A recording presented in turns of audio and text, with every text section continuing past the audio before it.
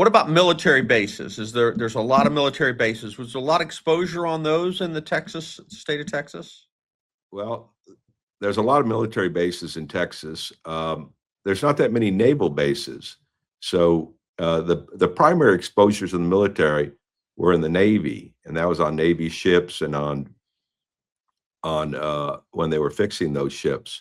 So in Texas, you have a lot of Army and you have a lot of Air Force bases. And yes, insulation was used in airplanes and jets the entire time. So people that were mechanics on jets would have been exposed to asbestos. And in the Army, you have all kinds of, you have different trades, particularly mechanics, and they would have gone through school in the Army, and they would have worked on Jeeps and other vehicles that had asbestos brakes, and they would have been exposed.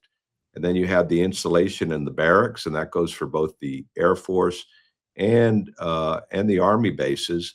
And obviously the barracks had insulation, and they would work on that.